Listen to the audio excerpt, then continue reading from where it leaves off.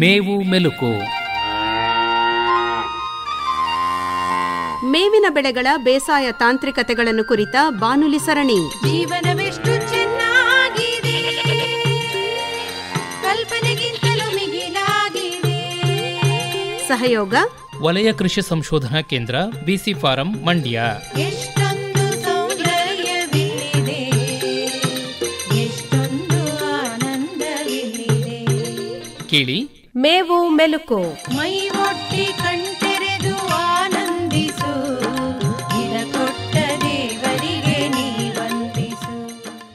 ರೈತ ಬಾಂಧವರೇ, ಇಂದಿನ ಮೇವು ಮೆಲುಕು ಬಾನುಲಿ ಸರಣಿಯಲ್ಲಿ ರಾಷ್ಟ್ರೀಯ ಹೈನುಗಾರಿಕಾ ಮಿಷನ್ ಕುರಿತು ಮಂಡ್ಯದ ಪಶುಪಾಲನೆ ಹಾಗೂ ಪಶುವೈದ್ಯಕೀಯ ಸೇವಾ ಇಲಾಖೆಯ ಮುಖ್ಯ ಪಶುವೈದ್ಯಾಧಿಕಾರಿ ಡಾ ಬಿಎಸ್ ತ್ರಿನೇಶ್ ಅವರೊಂದಿಗೆ ಸಂದರ್ಶನವಿದೆ. ಮೈ ಒಟ್ಟಿ ಕಣ್ತೆರೆದು ಆನಂದಿಸು, ಇದ ಕೊಟ್ಟ ದೇವರಿಗೆ ನೀ ವಂದಿಸು. ಡಾಕ್ಟರ್ ತ್ರಿನೇಶ್ ಅವರೇ, ನಮಸ್ಕಾರ. ನಮಸ್ಕಾರ.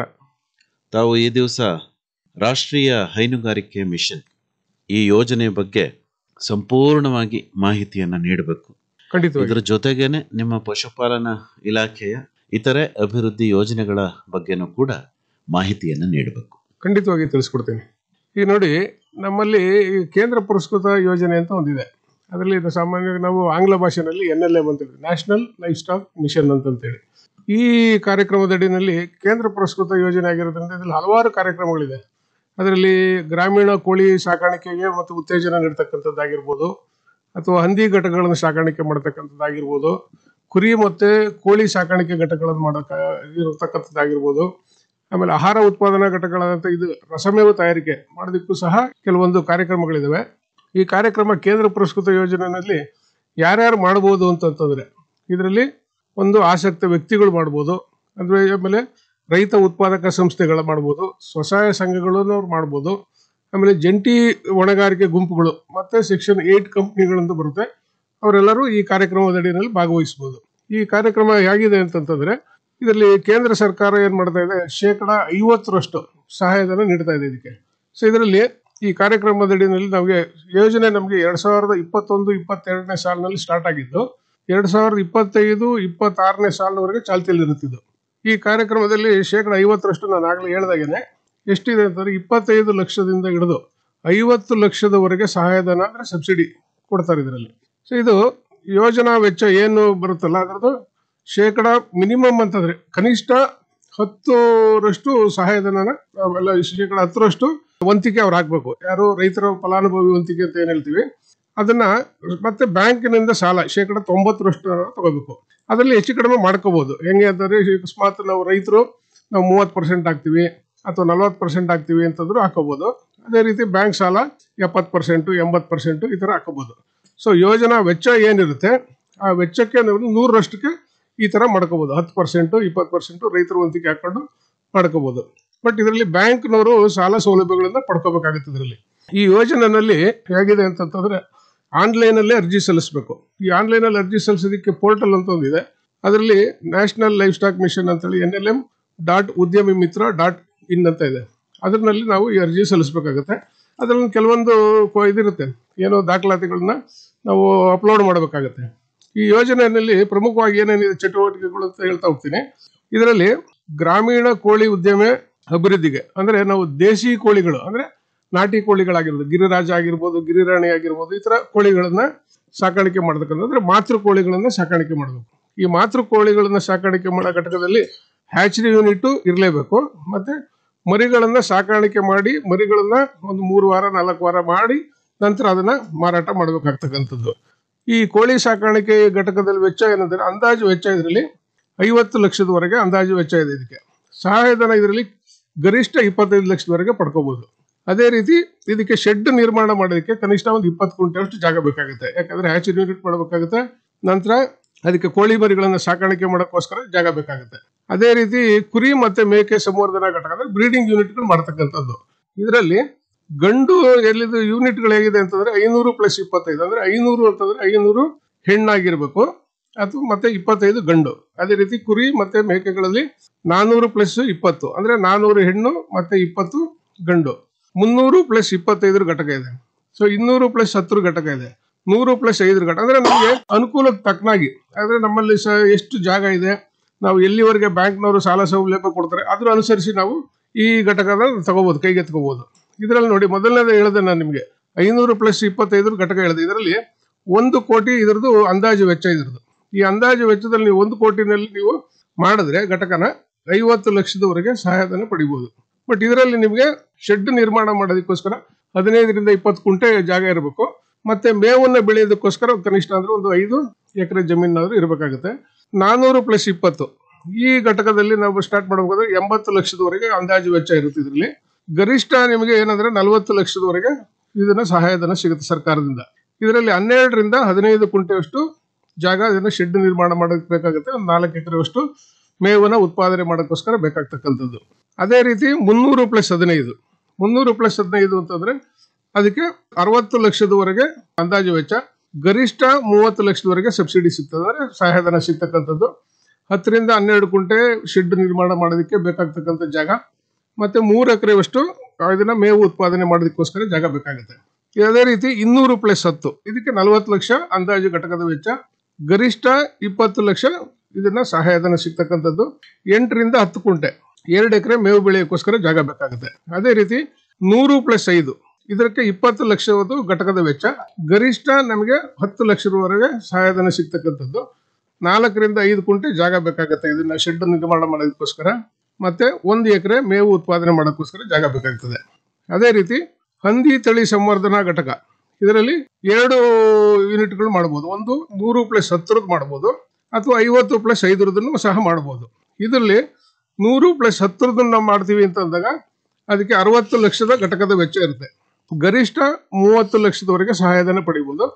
ಬಟ್ ಜಾಗ ಏನಂತಂದ್ರೆ ನಮಗೆ 1.2 ಎಕರೆಯಿಂದ ಹಿಡಿದು 1.5 ಎಕರೆ ತನಕ ಜಾಗ ಬೇಕಾಗುತ್ತೆ. ಅದೇ ರೀತಿ 50+5 ಘಟಕ ಮಾಡ್ತೀನಿ ಅಂದಾಗ 30 ಲಕ್ಷದವರೆಗೆ ಇದನ್ನ ಘಟಕದ ವೆಚ್ಚ, ಸಹಾಯಧನ ಬಂದ್ಬಿಟ್ಟು 15 ಲಕ್ಷದವರೆಗೆ ಸಹಾಯಧನ ಸಿಗುತ್ತೆ ಇದರಲ್ಲಿ.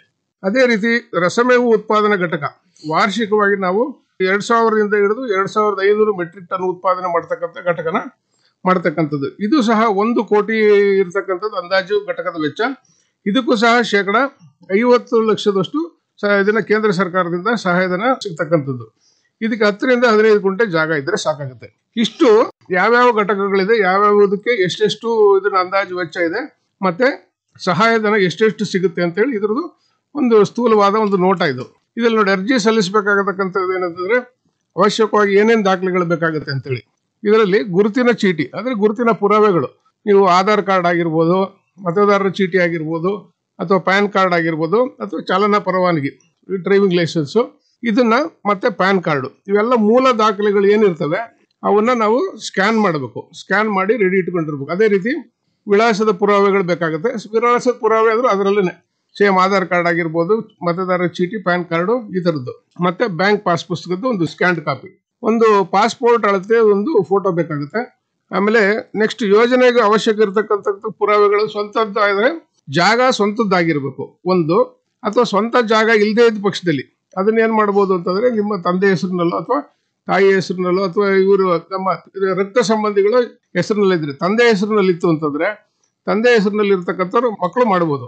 ಮಾಡಬೇಕಾದ್ರೆ ಏನಾಗುತ್ತೆ ಅಂದ್ರೆ ಆ ದಾಖಲೆನ ನೀವು ಒಂದು ವಂಶವೃಕ್ಷ ಕೊಡ್ಬೇಕಾಗತ್ತೆ.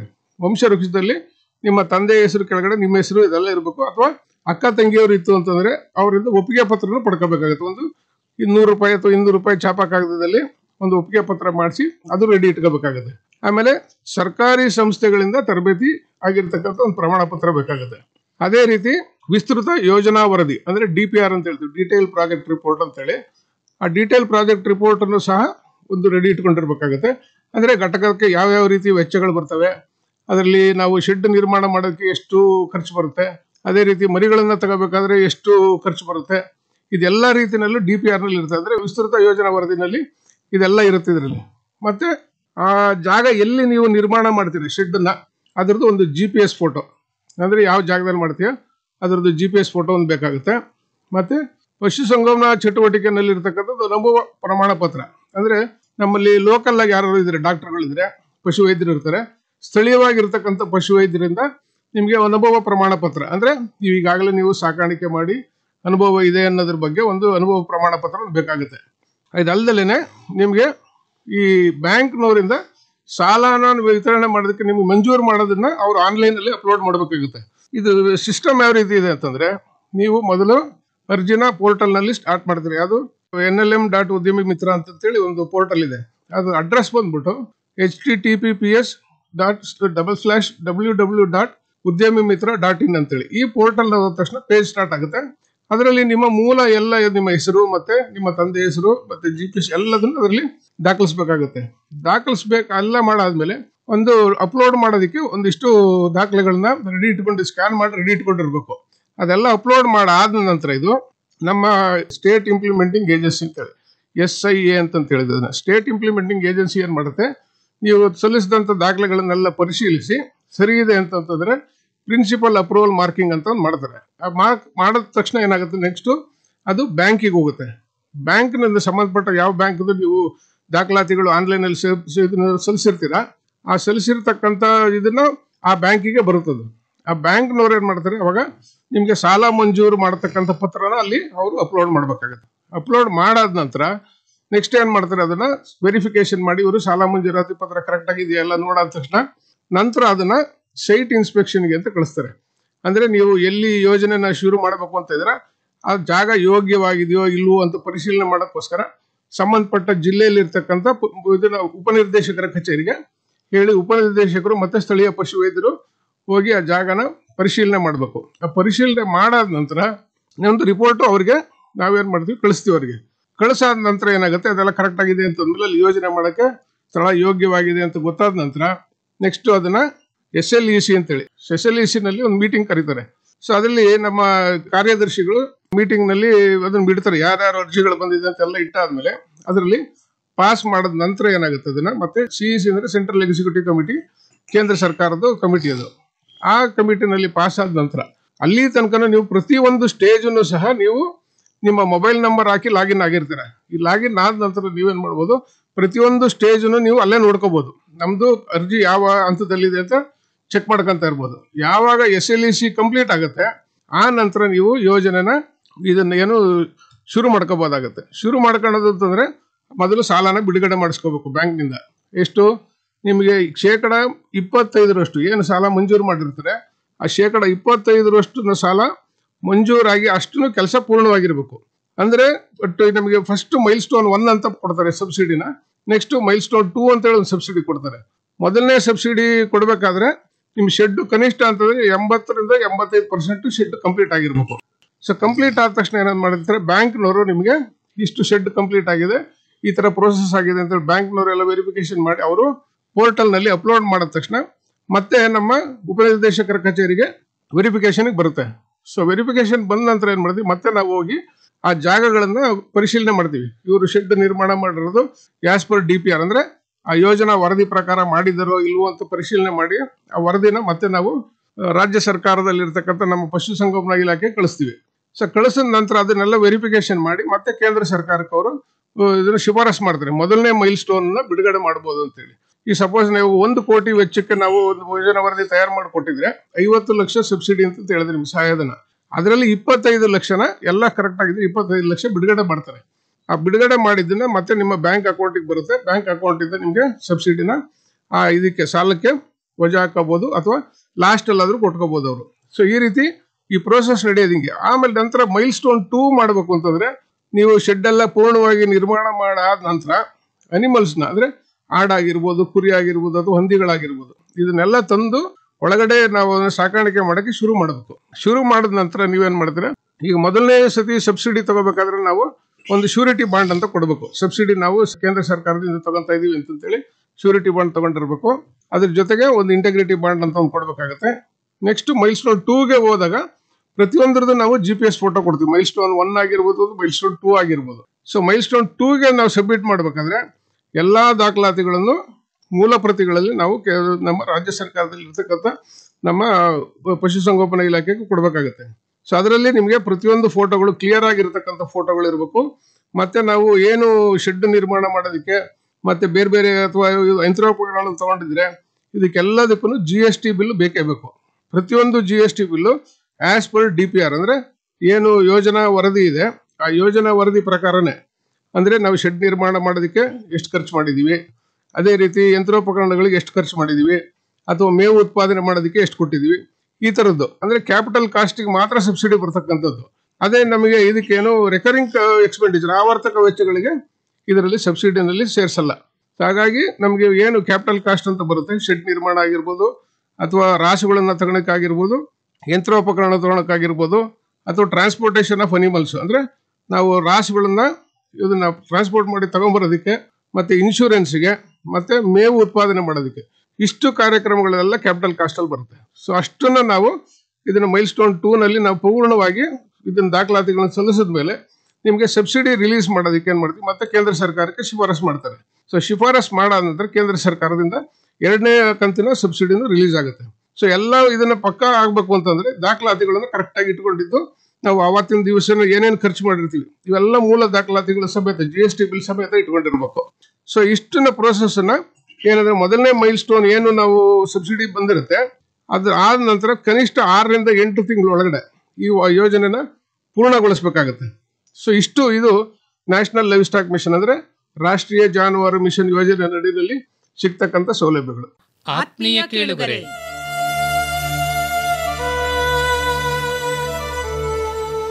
ರೇಡಿಯೋ ಕಿಸಾನ್ ದಿನದ ಪ್ರಯುಕ್ತ ಇದೇ ತಿಂಗಳ 14ರಂದು ಶುಕ್ರವಾರ ಮೈಸೂರಿನ ಅಖಿಲ ಭಾರತ ವಾಕ್ ಮತ್ತು ಶ್ರವಣ ಸಂಸ್ಥೆಯ ಸಭಾಂಗಣದಲ್ಲಿ ವೇದ ಕೃಷಿ ಕುರಿತ 1 ದಿನದ ಕಾರ್ಯಾಗಾರವನ್ನ ಏರ್ಪಾಡು ಮಾಡಲಾಗಿದೆ. ನೇಗಿಲ ನೆಂಟಗೆ ತಾಯಂದಿರಿಬ್ಬರು, ಹೆತ್ತಮ್ಮ ಒಬ್ಬಳು, ಭೂತಾಯಿ ಒಬ್ಬಳು. ಆಯ್ದ 150 ಜನರಿಗೆ ಮಾತ್ರ ಭಾಗವಹಿಸಲು ಅವಕಾಶವಿದೆ. ಆಸಕ್ತರು ನಿಮ್ಮ ಹೆಸರು, ವಿಳಾಸ ಹಾಗೂ ಮೊಬೈಲ್ ಸಂಖ್ಯೆಯನ್ನು ಪತ್ರದಲ್ಲಿ ಬರೆದು ನಿಲಯ ನಿರ್ದೇಶಕರು, ಕೃಷಿರಂಗ ವಿಭಾಗ, ಆಕಾಶವಾಣಿ, ಯಾದವಗಿರಿ, ಮೈಸೂರು 20 ಇಲ್ಲಿಗೆ ಕಳುಹಿಸಬಹುದು. ಅಥವಾ FMAR Mysore@gmail.comಗೆ ಇಮೇಲ್ ಕಳುಹಿಸಬಹುದು. ಅಥವಾ 9480056960. ಮತ್ತೊಮ್ಮೆ ಕೇಳಿ, 9480056960 ಈ ಮೊಬೈಲ್ ಸಂಖ್ಯೆಗೆ ಸಂದೇಶ ಕಳುಹಿಸಬಹುದು. ಭೂಮಿಯ ಬಸಿರಲಿ ಹುಟ್ಟಿ ಬೆವರಿನ ಬಂಡಿಯ ಕಟ್ಟಿ ಹಸಿರೇ ಉಸಿರು ಎಂದು ಸಾರುವ. ನೆನಪಿಡಿ, ಇದೇ 14ರಂದು ಶುಕ್ರವಾರ ರೇಡಿಯೋ ಕಿಸಾನ್ ದಿನದ ಸಂದರ್ಭದಲ್ಲಿ ವೇದ ಕೃಷಿ ಕುರಿತ ಕಾರ್ಯಾಗಾರ ನಡೆಯಲಿದೆ. ಆಸಕ್ತರು ಕೂಡಲೇ ನಿಮ್ಮ ಹೆಸರನ್ನು ನೋಂದಾಯಿಸಿ. ಸ್ವಾಗತ ಸುಸ್ವಾಗತ. ಏನೇನು ಮಾಡ್ಕೋಬಹುದು ಅದನ್ನ ಇನ್ನೊಮ್ಮೆ ಹೇಳಿ ಸರ್. ಈ ಯೋಜನೆ ಅಡಿನಲ್ಲಿ ಏನೇನು ಮಾಡ್ಬೋದು? ಸೊ ಇದರಲ್ಲಿ ನಾವೊಂದು ಇದನ್ನ ಗ್ರಾಮೀಣ ಕೋಳಿ ಸಾಕಾಣಿಕೆ ಮಾಡ್ತಕ್ಕಂಥದ್ದು. ಗ್ರಾಮೀಣ ಕೋಳಿಗಳಂದ್ರೆ ನಾಟಿ ಕೋಳಿಗಳು ಸಾಕಾಣಿಕೆ ಮಾಡೋದು. ಸೊ ನಾಟಿ ಕೋಳಿಗಳಂದ್ರೆ ನಮ್ದು ಮಾಮೂಲಿ ನಾಟಿ ಕೋಳಿಗಳನ್ನಾದ್ರೂ ಮಾಡ್ಕೋಬಹುದು, ಅಥವಾ ಗಿರಿರಾಜ, ಗಿರಿರಾಣಿ ಈ ತರದ್ದು ದೇಶಿ ತಳಿಗಳು. ಈ ತಳಿಗಳನ್ನ ಅದನ್ನು ಪ್ರೋತ್ಸಾಹ ಮಾಡೋಕ್ಕೋಸ್ಕರ ಏನ್ ಮಾಡಿದ್ದಾರೆ, ಇದನ್ನ ಅಷ್ಟು ನಮ್ಗೆ ಏನಂದ್ರೆ 1,000 ದೇಶಿ ಕೋಳಿಗಳನ್ನ ಸಾಕಾಣಿಕೆ ಮಾಡಬೇಕು. ಮತ್ತೆ ಇದರಲ್ಲಿ ಮೊಟ್ಟೆ ಇಡಿಸಿ ಮರಿ ಮಾಡಿಸಿ ಮರಿಗಳನ್ನ ಸಾಕಾಣಿಕೆ ಮಾಡಿ ಮಾರಾಟ ಮಾಡ್ತಕ್ಕಂಥದ್ದು.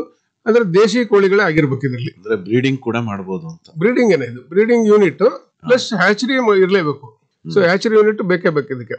ಸೊ ಅದಲ್ದಲೇನೆ ಮತ್ತೆ ಇದೆಲ್ಲ ಏನೇ ಇದನ್ನ ಮಾಡೋದು. ಇನ್ನೊಂದು ಅಂತಂದ್ರೆ ಅಲ್ಲ, ಬ್ರೀಡಿಂಗ್ ಏನಿದೆಯಲ್ಲ ಕೋಳಿಗಳದ್ದು, ನಾಟಿ ಕೋಳಿಗಳದ್ದು, ಈಗ ಅದಕ್ಕೆ ಅವರಿಗೆ ಪೂರಕವಾದ ತರಬೇತಿ ಎಲ್ಲಿ ಸಿಗುತ್ತೆ? ಅದಕ್ಕೆ ನಮ್ಮಲ್ಲಿ ಇದರಲ್ಲಿ ಈಗ ಮಳವಳ್ಳಿನಲ್ಲಿ, ನಾವು ಮಂಡ್ಯದಲ್ಲಿ ಅಂತಂದ್ರೆ ಮಳವಳ್ಳಿನಲ್ಲಿ ಈಗ ನಮ್ಮಲ್ಲಿ ಪಶುಸಂಗೋಪನಾ ಇಲಾಖೆಯಿಂದ ತರಬೇತಿ ಕೇಂದ್ರಗಳಿದಾವೆ. ಆ ತರಬೇತಿ ಕೇಂದ್ರದಲ್ಲಿ ಅಲ್ಲಿ ಒಬ್ರು ಮುಖ್ಯ ಪಶು ವೈದ್ಯಾಧಿಕಾರಿ ಇರ್ತಾರೆ. ಅಲ್ಲಿ ತರಬೇತಿಗಳನ್ನ ಆಯೋಜನೆ ಮಾಡ್ತಾ ಇರ್ತಾರೆ. ಈಗ ಮಂಡ್ಯದಲ್ಲಿ ಎಲ್ಲಿದೆ ಅಂದ್ರೆ ನಮ್ಮಲ್ಲಿ ಮಳವಳ್ಳಿನಲ್ಲಿ ಇದೆ. ಮೈಸೂರಿಗೆ ಬಂದ್ರೆ ಮೈಸೂರದವರು ಮಳವಳ್ಳಿಗೆ ಬರಬೇಕು. ಹೌದಾ? ಚಾಮರಾಜನಗರ ಜಿಲ್ಲೆ ಅವ್ರಿಗೂ ಮಳವಳ್ಳಿನೇ. ಹೌದಾ? ಸೊ ಅದು ಇದು ಒಂದು ಡಿವಿಷನ್ ಇಲ್ಲೊಂದು ಇದೆ, ಮಳವಳ್ಳಿನಲ್ಲಿದೆ. ಓಕೆ. ಅಲ್ಲಿ ನಿಮ್ ಹತ್ರ ಬಂದು ತರಬೇತಿ ತಗೋಬೇಕು. ಅವರು ಒಂದು ಪ್ರೋಗ್ರಾಮ್ ಹಾಕಿರ್ತಾರೆ, ಟಾರ್ಗೆಟ್ ಇರುತ್ತೆ ಅವ್ರಿಗೂ. ಇಷ್ಟು ರೈತರನ್ನ ತರಬೇತಿ ಮಾಡಬೇಕು ಅಂತ ಹೇಳಿ ಒಂದು ವಾರ್ಷಿಕವಾಗಿ ಇದಿರುತ್ತೆ, ಅವ್ರಿಗೆ ಟಾರ್ಗೆಟ್ ಕೊಟ್ಟಿರ್ತಾರೆ. ಆ ಟಾರ್ಗೆಟ್ ಪ್ರಕಾರ ರೈತರುಗಳಿಗೂ ತರಬೇತಿ ಕೊಡ್ತಾರೆ. ಅದೇ ರೀತಿ ನಮ್ಮ ಇಲಾಖೆಯಲ್ಲಿ ಇರ್ತಕ್ಕಂಥ ಸಿಬ್ಬಂದಿ ತರಬೇತಿನೂ ಅಲ್ಲೇ ನಡೀತಾ ಇರುತ್ತೆ. ಈಗ ಏನಿದೆ ನಮ್ಮ ನ್ಯಾಷನಲ್ ಲೈಫ್ ಸ್ಟಾಕ್ ಮಿಷನ್ ಯೋಜನೆ ಅಡಿನಲ್ಲಿ ನೀವೊಂದು ತರಬೇತಿ ಕಂಪಲ್ಸರಿ ಅಂತ ಹೇಳಿದ್ರಿ. ಹೌದು ಅಲ್ವೇ? ಸರ್ಕಾರಿ ಇಲಾಖೆಗಳಿಂದಲೇ ತರಬೇತಿ ತಗೊಂಡಿರ್ಬೇಕು ಅಂತ ಹೇಳಿದ್ರಿ. ಹೌದು. ಈಗ ಅದು ಎಷ್ಟು ದಿನ ತರಬೇತಿ ತಗೊಂಡಿರ್ಬೇಕು? ಇದು ತರಬೇತಿ ಅವ್ರು ಆಯೋಜನೆ ಮಾಡೋದು 2 ದಿವಸ ತರಬೇತಿ ಆಯೋಜನೆ ಮಾಡ್ತಾರೆ. ಸೊ ಆ 2 ದಿವಸದಲ್ಲಿ ಇದಕ್ಕೆ ಅವ್ರಿಗೆ ಸಾಕಾಗುತ್ತೆ ಅದರಲ್ಲಿ. ಈಗ ಆಡು ಕುರಿ ಸಾಕಾಣಿಕೆ ಮಾಡೋದ್ರಲ್ಲಿ ಏನೇನು ತರಬೇತಿ ಕೊಡ್ಬೇಕು ಅದನ್ನ ಅಷ್ಟನ್ನು ಕೊಡ್ತಾರೆ. ಸೊ 1 ದಿವಸದ ಕಾರ್ಯಕ್ರಮದಲ್ಲಿ ಬೇಕಾದ್ರೆ ಅವ್ರಿಗೆ ಪ್ರಾಕ್ಟಿಕಲ್ ಆಗಿ ತೋರ್ಸೋದಕ್ಕೆ ಯಾವ್ದಾರ ಒಂದು ಫಾರ್ಮ್ ವಿಸಿಟ್ ಬೇಕಾದ್ರೆ ಒಂದು ಆಯೋಜನೆ ಮಾಡ್ಕೊಂತಾರೆ. ಇದಲ್ದಲೇನೆ ಈ RCTಗಳಿದಾವೆ. ಸೊ RCT ಈಗ ಮಂಡ್ಯದಲ್ಲಿದೆ ಮತ್ತೆ ಮೈಸೂರಲ್ಲಿದೆ. ಈ ತರ ಇದ್ರ ಕೇಂದ್ರಗಳಲ್ಲೂ ಸಹ ಅವರು 1 ವಾರ ತರಬೇತಿ ಮಾಡ್ತಾರೆ. ಅಂದ್ರೆ ನೀವು ಹೇಳ್ತಾ ಇರೋದು ರೂಟ್ ಸೆಟ್ ಮಾದರಿಯ ಸಂಸ್ಥೆ. ರೂಟ್ ಸೆಟ್ ಮಾದರಿ ಸಂಸ್ಥೆ ಈಗ ಮಂಡ್ಯದಲ್ಲಿ ಇರ್ತಕ್ಕಂಥ RCT. ಸೊ ಮೈಸೂರಿನಲ್ಲಿ ರೂಟ್ ಸೆಟ್ ಅಂತ ಇದೆ. ಸೊ ಇವರು 1 ವಾರ ತರಬೇತಿನೂ ಮಾಡ್ತಾರೆ ಇವರು. ಆ ತರಬೇತಿನೂ ಆಗುತ್ತೆ. ಅದು ಆಗುತ್ತೆ. ಅಂದ್ರೆ ಅವರು ಕೋಳಿ ಸಾಕಾಣಿಕೆ, ಕುರಿ ಸಾಕಾಣಿಕೆ, ಮೇಕೆ ಸಾಕಾಣಿಕೆ ಈ ತರ ಎಲ್ಲಾ ತರಬೇತಿಗಳನ್ನು ಕೊಡ್ತಾರೆ. ಆ ತರಬೇತಿಯ ಸರ್ಟಿಫಿಕೇಟ್ ಅನ್ನು ಹೊಂದಿರಬೇಕು ಅಲ್ವಾ?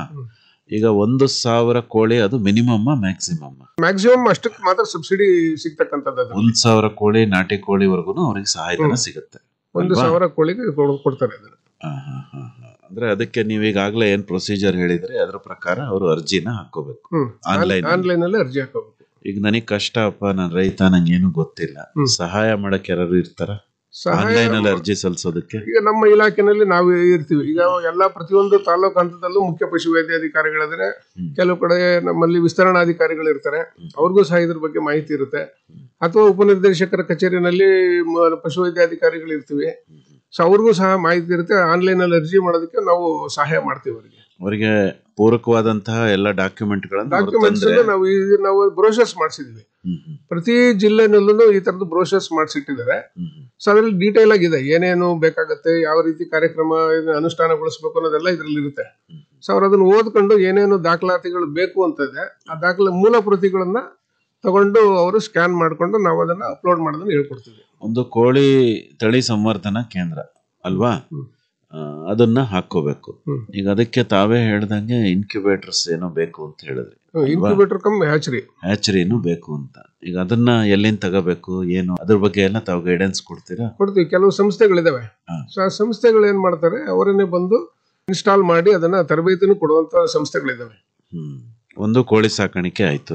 ಅದು ಬಿಟ್ರೆ ಏನೇನ್ ಮಾಡ್ಬೋದು? ಬೇರೆ ಇನ್ನೇನ್? ಅದು ಬಿಟ್ರೆ ನಮಗೆ ನೆಕ್ಸ್ಟ್ ಕುರಿ ಮತ್ತೆ ಮೇಕೆ ಸಂವರ್ಧನಾ ಘಟಕ, ಬ್ರೀಡಿಂಗ್ ಯೂನಿಟ್ಸ್. ಇವನ್ನ ಮಾಂಸ ಉತ್ಪಾದನೆಗೆ ಮಾಡ್ತಕ್ಕಂಥದ್ದಕ್ಕೆ ಕೊಡಲ್ಲ, ಇದರಲ್ಲಿ ಬ್ರೀಡಿಂಗೇ ಮಾಡ್ಕೋಬೇಕು ಅವರು. ಅದಕ್ಕೇನೆ ನಾವೇನ್ ಹೇಳ್ತೀವಿ ಅಂತಂದ್ರೆ, ಇದನ್ನ ಇಷ್ಟು 500 + 25, ಈಗ 400 + 20 ಈ ತರ ಘಟಕಗಳು ಇದಾವೆ. ಸೊ ಅದನ್ನ ಬ್ರೀಡಿಂಗ್ ಅಂತಾನೆ ಮಾಡ್ಕೋಬೇಕು. ಬ್ರೀಡಿಂಗ್ ಅಂತಂದ್ರೆ, ಈಗ ನಾವು ಬಂಡೂರು ಕುರಿ ಸಂವರ್ಧನಾ ಮಾಡ್ತೀವಿ ಅಂದ್ರೆ, ಬಂಡೂರು ಅವ್ರು ಏನು DPR ಅಲ್ಲಿ ಕೊಟ್ಟಿರ್ತಾರೆ, ಬಂಡೂರ್ ಅಂದ್ರೆ ಬಂಡೂರ್ನೇ ಸಾಕಾಣಿಕೆ ಮಾಡ್ಬೇಕಾಗತ್ತೆ. ಅಥವಾ ಹಾಸನ್ ಅಂತಂದ್ರೆ ಹಾಸನ್ನೇ ಸಾಕಾಣಿಕೆ ಮಾಡ್ಬೇಕಾಗತ್ತೆ. ಅದೇ ರೀತಿ ಗೋಟ್ ಅಲ್ಲಿ ಈಗ ಕೆಲವೊಂದ್ ಕಡೆ ಮಳವಳ್ಳಿನಲ್ಲಿ ಏನೋ ಬೀಟಲ್ ಮಾಡಿದ್ದಾರೆ, ಅವರು ಬೀಟಲ್ ನ ಬ್ರೀಡಿಂಗ್ ಯೂನಿಟ್ ಮಾಡ್ಕೊಂಡಿದ್ದಾರೆ. ಆ ತರದ್ದು ಈಗ ಯಾವ್ದು ತಳಿಗಳನ್ನ ನಾವು ತೋರಿಸಿರ್ತೀವಿ, ಅದನ್ನ ಮಾಡಿದ್ರೆ ಕರೆಕ್ಟ್ ಆಗಿ ಯೋಜನೆನ ಮುಗಿಸ್ಬೋದು. ಅಂದ್ರೆ 500 ಸಾಕ್ಬೇಕಾ ಸಾಹೇಬ್ರೆ? ಅದಕ್ಕಿಂತ ಕಡಿಮೆ ಇದೆ. 500 + 25 ಫಸ್ಟ್ ಇದೆ. ಯಾವ ರೀತಿ ಇತ್ತು ಅಂದ್ರೆ, 500 + 25 ಇತ್ತು. ಇದು ರೈತರಿಗೆ ಸ್ವಲ್ಪ ಕಷ್ಟ ಆಗ್ತಾ ಇತ್ತು ಮಾಡೋದಕ್ಕೆ, ಯಾಕಂದ್ರೆ ಜಾಗನೂ ಜಾಸ್ತಿ ಬೇಕು. ಆಮೇಲೆ ಸಾಕಾಣಿಕೆ ಇದನ್ನ ಬ್ಯಾಂಕ್ನವರು ಸಹ ಇದಕ್ಕೆ ಸಾಲ ಕೊಡೋದಕ್ಕೆ ಸ್ವಲ್ಪ ದುಡ್ಡು ಜಾಸ್ತಿ ಆಗೋದ್ರಿಂದ ಏನಾಗ್ತಿತ್ತು ಅಂದ್ರೆ, ಅದನ್ನ ರೈತರು ಜಾಸ್ತಿ ಮುಂದೆ ಬರ್ತಿರ್ಲಿಲ್ಲ ಇದಕ್ಕೆ. ಈಗ ಕೇಂದ್ರ ಸರ್ಕಾರ ಇದನ್ನ ಮನಗಂಡು ಏನ್ ಮಾಡಿದ್ದಾರೆ ಅಂತಂದ್ರೆ, ಕಡಿಮೆ ಅಂತಂದ್ರೆ 100 + 5 ಮಾಡೋದಕ್ಕೆ ಅವಕಾಶ ಕೊಟ್ಟಿದ್ದಾರೆ. ಅಂದ್ರೆ ರೈತರಿಗೆ ಅನುಕೂಲ ಆಗಂಗೆ. ಈಗ 100 + 5 ಬೇಕಾದ್ರೆ ಮಾಡ್ಬೋದು, ಅಥವಾ 200 + 10 ಮಾಡ್ಬೋದು, 300 + 15 ಮಾಡ್ಬೋದು, 400 + 20 ಮಾಡ್ಬೋದು. ಸೊ ಇಷ್ಟು ಒಂದು 5 ತರ ಇದನ್ನ ಸಂಖ್ಯೆಗಳಲ್ಲಿ ಮಾಡ್ಬೋದು. ಇದು ಆಡು, ಕುರಿ ಮತ್ತೆ ಇನ್ಯಾವ ಪ್ರಾಣಿಗೆ ಅನ್ವಯಿಸುತ್ತೆ? ಆಡು ಕುರಿಗೆ ಮಾತ್ರ ಕೊಡ್ತಕ್ಕಂಥ. ಹೌದಾ? ಹಂದಿಗಳಿಗೂ ಇದೆ ಅಂತಂದ್ರೆ? ಹಂದಿಗಿದೆ.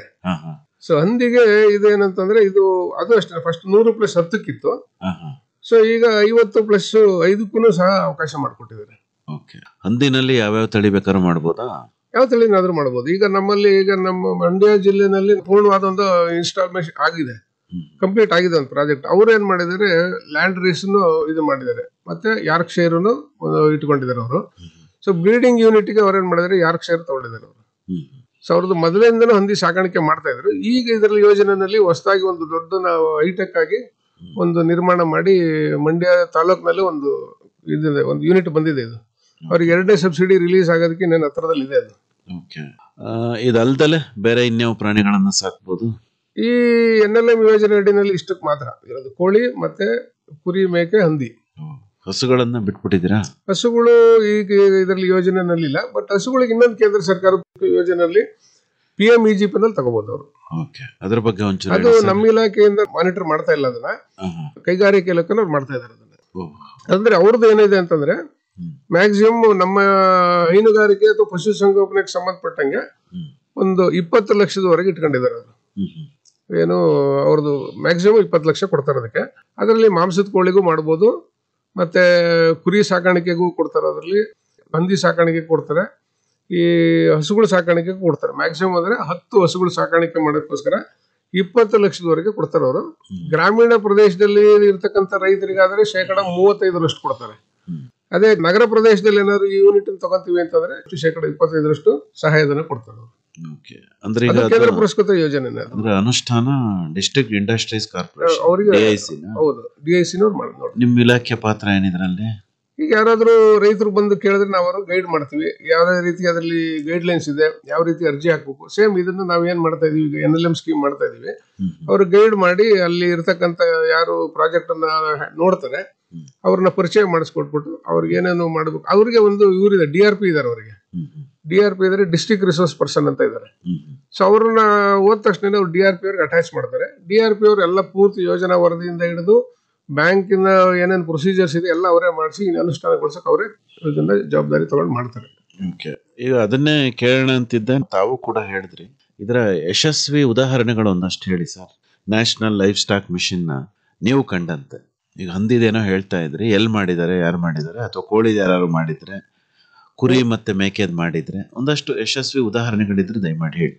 ಈಗ ನಮ್ಮಲ್ಲಿ ಈಗ ಮಂಡ್ಯ ತಾಲೂಕಿನಲ್ಲಿ ದುದ್ದ ಗ್ರಾಮದಿಂದ ಸ್ವಲ್ಪ ಮುಂದೆ ಹೋದ್ರೆ ಅಂದ್ರೆ ಹುಳ್ಳಿನಹಳ್ಳಿ ಎಲ್ಲೆ ಅಂತ ಬರುತ್ತೆ. ಆ ಎಲ್ಲೆನಲ್ಲಿ ಶಶಿಕುಮಾರ್ ಅಂತ ಹೇಳಿ ಒಬ್ಬ ಹುಡುಗ ಮಾಡಿದ್ದಾನೆ. ಅವನ ಹೆಸರಲ್ಲಿ ಇರೋದು.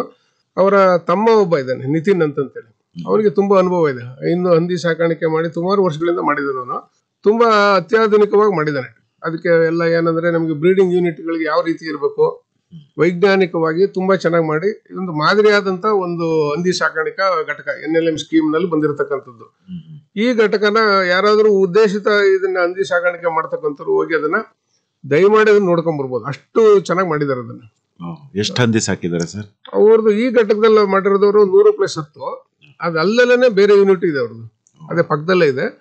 ನಿತಿನ್ ಅನ್ನೋನು ನಿಮ್ಗೆ ಆಶ್ಚರ್ಯ ಆಗ್ಬೋದು, ನೀವು ಓದಿರೋದು 7ನೇ ಕ್ಲಾಸ್.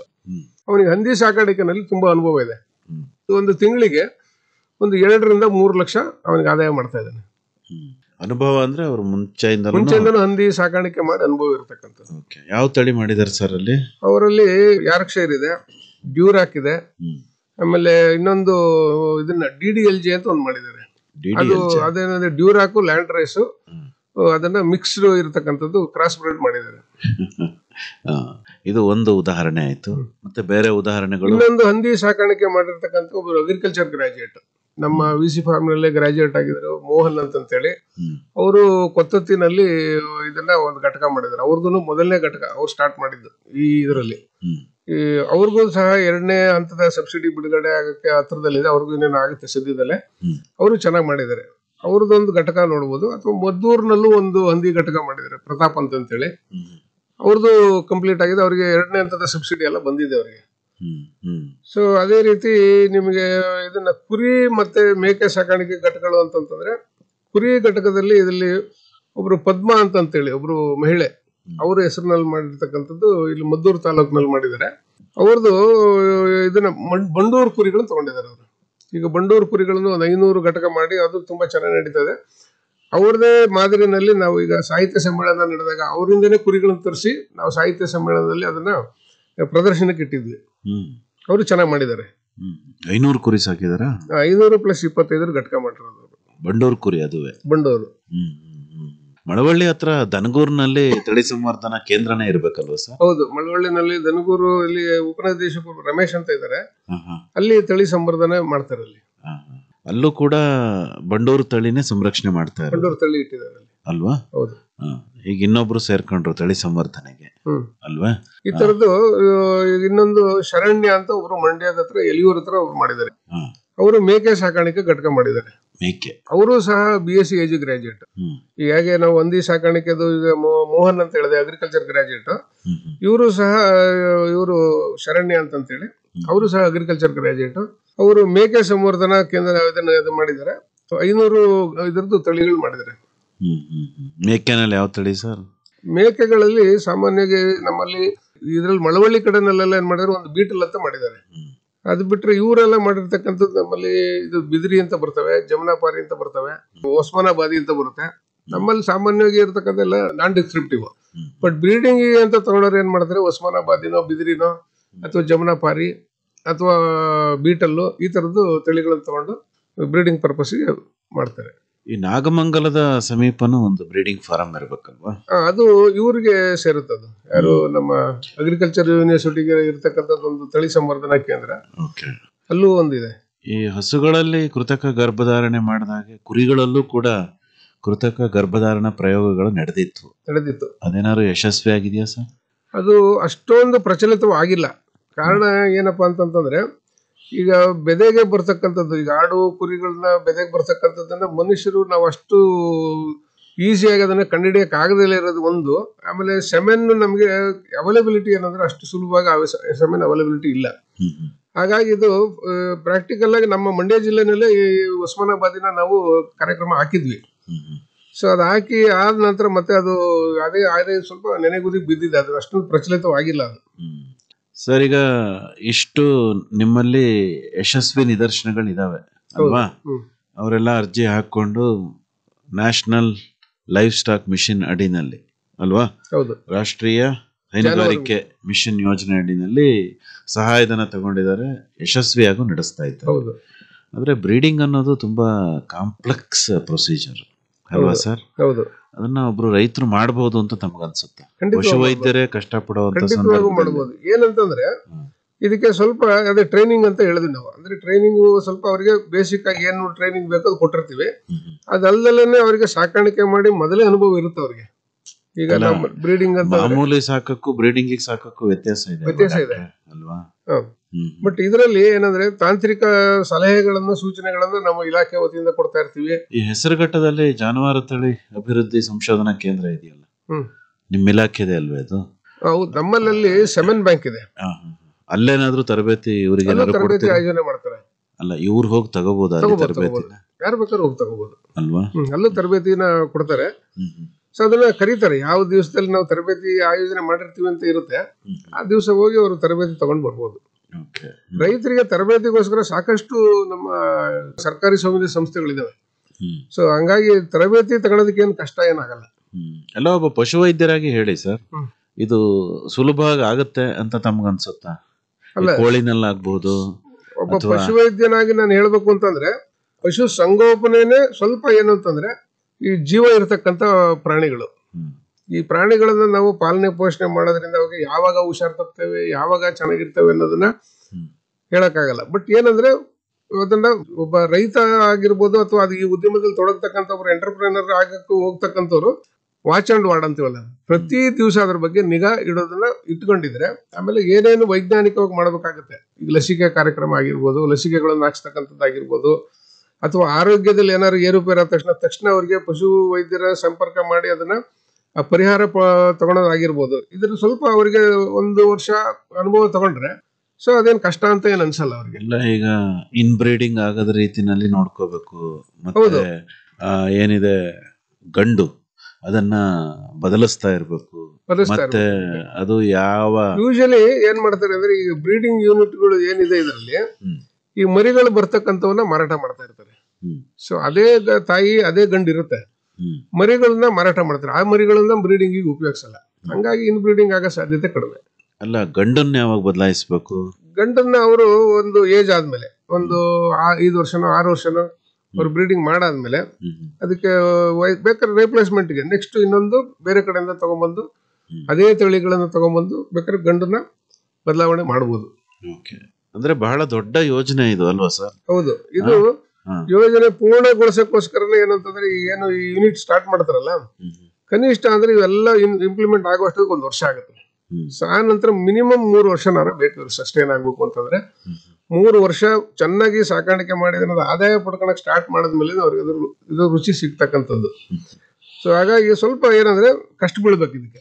ಜಾನುವಾರು ಸಾಕಾಣಿಕೆ ಅಂದ್ರೆ ಬರೀ ಜಾನುವಾರು ಬರಲಿಲ್ವಲ್ಲ ಸರ್, ಅದ್ರ ಜೊತೆ ಮೇವು ಬರುತ್ತೆ, ಆಹಾರ ಬರುತ್ತೆ, ಅದರ ನಿರ್ವಹಣೆ ಬರುತ್ತೆ.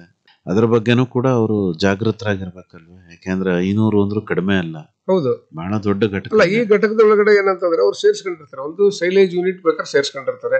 ಸೈಲೇಜ್ ಮಾಡೋದ್ರ ಬಗ್ಗೆನೂ ಅವ್ರಿಗೆ ಅನುಭವ, ಅದನ್ನ ನಾವು ತರಬೇತಿನಲ್ಲಿ ಹೇಳಿರ್ತೀವಿ. ಆಮೇಲೆ ಮೇವಿನ ತಳಿಗಳನ್ನು ಅವ್ರಿಗೆ ನಮ್ಮಲ್ಲಿ ವಿಸಿ ಫಾರ್ಮ್ ಅಲ್ಲಿ ಇರ್ತಕ್ಕಂಥ ಇವರು ತಜ್ಞರಿಂದ ಅವ್ರಿಗೆ ಮೇವಿನ ಬಗ್ಗೆನೂ ಅನುಭವನ ಬರ್ತಕ್ಕಂಥ ರೀತಿಯಲ್ಲಿ ಅಥವಾ ಪ್ರಾತ್ಯಕ್ಷಿಕೆಗಳನ್ನ ಕರ್ಕೊಂಡೋಗಿ ತೋರಿಸ್ತೀವಿ. ಸೊ ಯಾವ ರೀತಿ ತಳಿಗಳಿದಾವೆ, ಮೇವಿನ ತಳಿಗಳು, ಅವನ್ನೆಲ್ಲ ನೋಡ್ಕೊಂಡು ಅವರಿಗೆ ಸೂಕ್ತವಾದಂಥದ್ದು, ಅವರ ಜಾಗದಲ್ಲಿ ಸೂಕ್ತವಾಗ್ತಕ್ಕಂಥದ್ದು, ಇಳುವರಿ ಚೆನ್ನಾಗಿ ಕೊಡ್ತಕ್ಕಂಥದ್ದು, ಮತ್ತೆ ಈ ಪೋಷಕಾಂಶಗಳು ಚೆನ್ನಾಗಿರ್ತಕ್ಕಂಥದ್ದನ್ನ ಅವ್ರಿಗೆ ಬೆಳೆಯೋದಕ್ಕೋಸ್ಕರ ಅವ್ರಿಗೆ ತರಬೇತಿನಲ್ಲಿ ಇವನ್ನೆಲ್ಲ ಹೇಳ್ಕೊಟ್ಟು ಅವರು ತಾಕನಲ್ಲಿ ಏನ್ ಬೆಳಿಬೋದು ಅದನ್ನ ಅನುಭವ ಕೊಡ್ತೀವಿ ಅವ್ರಿಗೆ. ಅಂದ್ರೆ ಮಾಂಸಕ್ಕಾಗಿ ಬೆಳೆಸೋದೇ ಬೇರೆ, ಅಂದ್ರೆ ತಳಿ ಅಭಿವೃದ್ಧಿಗೆ ಬೆಳೆಸೋದೇ ಬೇರೆ ಅಲ್ವಾ? ಫ್ಯಾಟನಿಂಗ್ ಅಂತ ಹೇಳ್ತೀವಿ. ಮಾಂಸಕ್ಕಾಗಿ ಬೆಳೆಸೋದಂದ್ರೆ ಫ್ಯಾಟನಿಂಗ್. ಸೊ ಫ್ಯಾಟನಿಂಗ್ ಈ ಇದರಲ್ಲಿ ಕಾರ್ಯಕ್ರಮದ ಅಡಿನಲ್ಲಿ ತಗೊಳಕ್ ಬರಲ್ಲ. ಅದೇ ಅದಕ್ಕೆ ಬೇರೆ ಆಹಾರ ಕೊಡ್ಬೇಕು. ಗಂಡಿಗೆ ಬೇರೆ ಇರುತ್ತೆ, ಹೆಣ್ಣಿಗೆ ಬೇರೆ ಇರುತ್ತೆ ಅಲ್ವೇ ಸರ್? ಹೌದು. ಏನಂದ್ರೆ ಫ್ಯಾಟನಿಂಗ್ ಈಗ ನಿಮ್ಗೆ ಏನಂದ್ರೆ ಅದಕ್ಕೆ ಪೋಷಕಾಂಶಗಳನ್ನ ಬೇಗ ತೂಕ ಬರ್ಬೇಕು. ಈಗ ಹೇಗೆ ನಮ್ಗೆ ಮಾಂಸದ ಕೋಳಿನಲ್ಲಿ ನಾವು ಬೇಗ ತೂಕ ಬರೋ ರೀತಿಯಲ್ಲಿ ಆಹಾರನ ಅಂದ್ರೆ ಪೌಷ್ಟಿಕಾಂಶಗಳು ಇರತಕ್ಕಂಥ ಆಹಾರ ಕೊಡ್ತೀವಲ್ಲ, ಅದೇ ರೀತಿ ಬ್ರೀಡಿಂಗಿಗೆ ಸ್ವಲ್ಪ ಬೇರೆ ತರ ಇರುತ್ತೆ. ಸೊ ಮಾಂಸ ಉತ್ಪಾದನೆಗೆ ಸ್ವಲ್ಪ ಬೇರೆ ತರ ಮಾಡಬೇಕಾಗುತ್ತೆ. ಆತ್ಮೀಯ ಕೇಳುಗರೆ,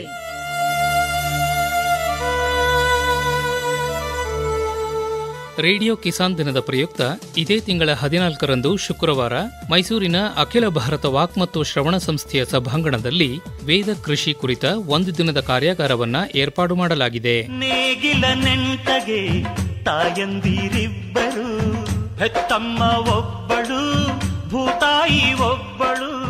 ಆಯ್ದ 150 ಜನರಿಗೆ ಮಾತ್ರ ಭಾಗವಹಿಸಲು ಅವಕಾಶವಿದೆ. ಆಸಕ್ತರು ನಿಮ್ಮ ಹೆಸರು, ವಿಳಾಸ ಹಾಗೂ ಮೊಬೈಲ್ ಸಂಖ್ಯೆಯನ್ನು ಪತ್ರದಲ್ಲಿ ಬರೆದು ನಿಲಯ ನಿರ್ದೇಶಕರು, ಕೃಷಿರಂಗ ವಿಭಾಗ, ಆಕಾಶವಾಣಿ, ಯಾದವಗಿರಿ, ಮೈಸೂರು 20 ಇಲ್ಲಿಗೆ ಕಳುಹಿಸಬಹುದು. ಅಥವಾ FMAR mysore@gmail.comಗೆ ಇಮೇಲ್ ಕಳುಹಿಸಬಹುದು. ಅಥವಾ 9480056960. ಮತ್ತೊಮ್ಮೆ ಕೇಳಿ, 9480056960 ಈ ಮೊಬೈಲ್ ಸಂಖ್ಯೆಗೆ ಸಂದೇಶ ಕಳುಹಿಸಬಹುದು. ಭೂಮಿಯ ಬಸಿರಲಿ ಹುಟ್ಟಿ ಬೆವರಿನ ಬಂಡಿಯ ಕಟ್ಟಿ ಹಸಿರೇ ಉಸಿರು ಎಂದು ಸಾರುವ.